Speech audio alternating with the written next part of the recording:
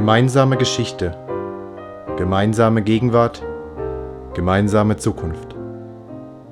2016 gründete sich der Verbund der Gedenkstätten im ehemaligen KZ-Komplex Natzweiler e.V., kurz VGKN. Aktuell besteht er aus 15 Gedenkstätten aus Baden-Württemberg und Hessen.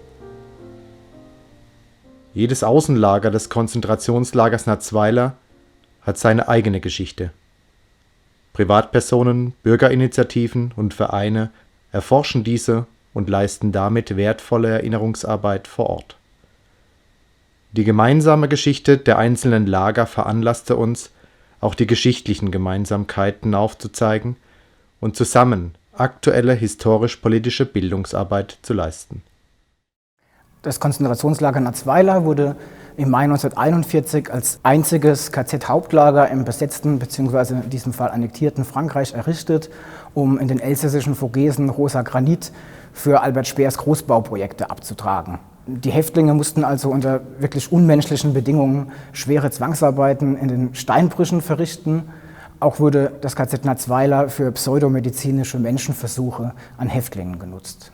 In Natzweiler selbst waren überwiegend politische Häftlinge und Widerstandskämpfer aus Westeuropa inhaftiert.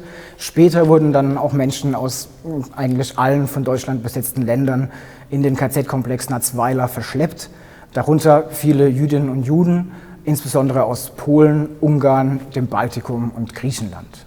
Wir sprechen von einem KZ-Komplex, weil Natzweiler ab 1943 zu einem Geflecht von über 50 Lagern anwuchs, das sich über das Elsass, Lothringen, das Moselgebiet, Württemberg, Baden und bis hoch nach Südhessen erstreckte und dem Stammlager Natzweiler angegliedert war. In den KZ-Außenlagern mussten die Häftlinge vor allem Zwangsarbeit für die Kriegswirtschaft, für Sonderprojekte und Bauprojekte leisten. Dazu zählten etwa die Untertageverlagerung von Rüstungsbetrieben oder der Versuch, auf der Schwäbischen Alb aus Ölschiefer Treibstoff für die deutsche Luftwaffe zu gewinnen.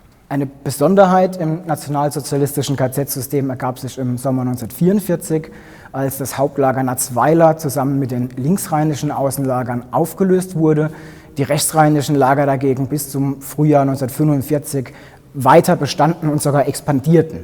Es kam also sozusagen zu einer Art Ostverschiebung des KZ-Komplexes Natzweiler. Die SS ließ sich im badischen Neckartal nieder und verwaltete von dort aus am Schreibtisch das Konzentrationslager Natzweiler sozusagen, welches jedoch nur noch in Gestalt seiner Außenlager existierte. Insgesamt waren im KZ-Komplex Natzweiler etwa 52.000 Menschen inhaftiert, mehr als 2/3 davon ausschließlich in den Außenlagern. Im Frühjahr 1945 wurden die Lager dann sukzessive vor den herannahenden Alliierten geräumt und die Häftlinge von der SS auf barbarische Todesmärsche und Zugtransporte geschickt, die viele Gefangene nicht überlebten. Das einzige Lager im KZ-Komplex Natzweiler, das befreit wurde, war das Krankenlager KZ Vaihingen am 7. April 1945 durch Soldaten der französischen Armee. Jeder Mensch hat eine Identität, seine eigene Persönlichkeit. Er ist individuell. Er hat eine Menschenwürde. Die SS raubte den Häftlingen diese Individualität, machte aus Menschen eine Nummer, eine Verwaltungseinheit. Mit rund 52.000 Menschen wurde so im Komplex Natzweiler verfahren. Zur einfacheren Verwaltung teilte die SS sie in Kategorien zu: politisch Gefangene, Berufsverbrecher, Juden, Homosexuelle, Sinti und Roma, Asoziale, Zeugen Jehovas, Nacht- und Nebelhäftlinge. Die Menschen kamen aus ganz Europa. Die Geschichte des Lagers Natzweiler ist somit ein Teil europäischer Geschichte. Nach dem Krieg mussten Frankreich und Deutschland mit der Geschichte des Lagerkomplexes Natzweiler irgendwie umgehen. In Frankreich forderten ehemalige Häftlinge eine Gedenkstätte am Ort des Hauptlagers ein. Staatspräsident de Gaulle hat sie 1960 eingeweiht. Heute ist die Gedenkstätte Natzweiler mit dem Centre Européen du Résistant Déporté ein wichtiger europäischer Erinnerungsort. Auf der deutschen Seite wurden zunächst die Toten der Lager würdig bestattet. Lange Zeit waren Friedhöfe die einzigen KZ-Gedenkstätten.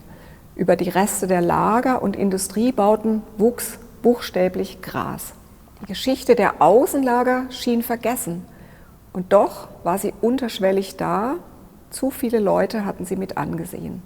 Ab den 80er Jahren machten lokale Initiativen sich auf Spurensuche. Daraus wurden oft kleine ehrenamtliche Gedenkstätten. Diese knüpfen Kontakte zu ehemaligen Häftlingen in ganz Europa. Das war ein wichtiger Beitrag zur Versöhnung und zum Frieden.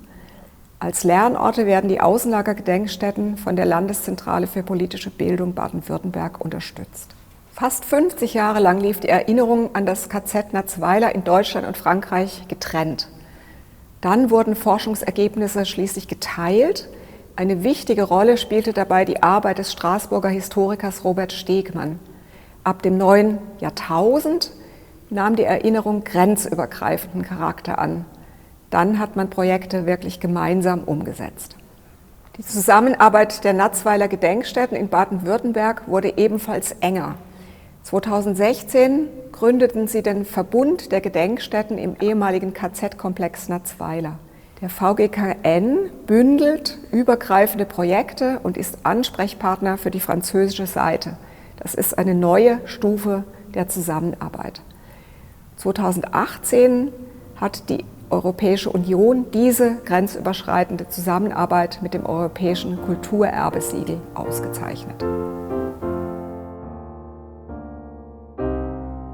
Aus der Geschichte lernen heißt nicht nur Zahlen, Fakten und Hintergründe zu kennen.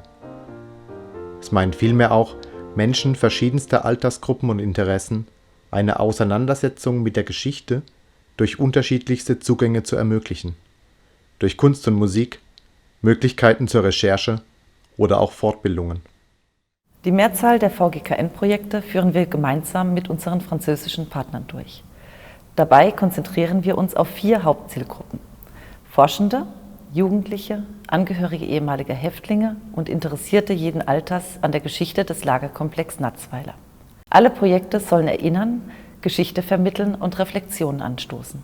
Mitte 2018 wurde das grenzüberschreitende Schülerfotoprojekt sowie das Kunstprojekt Fraternité, Brüderlichkeit mit dem dazugehörigen Schülerkunstprojekt in Stuttgart gezeigt. Höhepunkt der Ausstellung war die Übergabe des Europäischen Kulturerbesiegels an die VGKN-Gedenkstätten. Das verliehene Siegel würdigt nicht nur alle bisherigen Leistungen der Gedenkstätten, sondern auch und vor allem formulierte Zukunftsprojekte einer grenzüberschreitenden Zusammenarbeit und Erinnerungskultur. Solche Zukunftsprojekte waren und sind beispielsweise ein Materialienheft zur europäischen Bedeutung der Lager und der Erinnerungskultur mit dem Titel »Im Lager wurde ich zum Europäer. Je suis devenue européenne dans les camps«. Die Schaffung einer Datenbank aller Häftlinge des KZ-Komplex Natzweiler. Hier können Interessierte die Wege der Häftlinge durch die verschiedenen Lager recherchieren. Die Datenbank führt die Grundlagenarbeit des französischen Historikers Dr. Robert Stegmann und die Forschungen der Außenlagergedenkstätten zusammen. Drittens, regelmäßige deutsch-französische Lehrerfortbildungen zum Besuch der Gedenkstätte Natzweiler mit Schulklassen. All diese Projekte finden sich im 4. Projekt, einer gemeinsamen mehrsprachigen Website namens natzweiler.eu wieder. Dieses Portal zeigt den historischen Lagerkomplex auf beiden Rheinseiten, aber auch die lebendige deutsche-französische Gedenkstättenlandschaft. Interaktive Elemente helfen dabei. Dort findet man auch eine umfangreiche Bücher- und Medienliste sowie pädagogische Materialien zum Thema Natzweiler und Außenlager. Für die Zukunft sind weitere Projekte in Planung. Informationen dazu finden sich auf der VGKN-Website und über unsere Social-Media-Kanäle.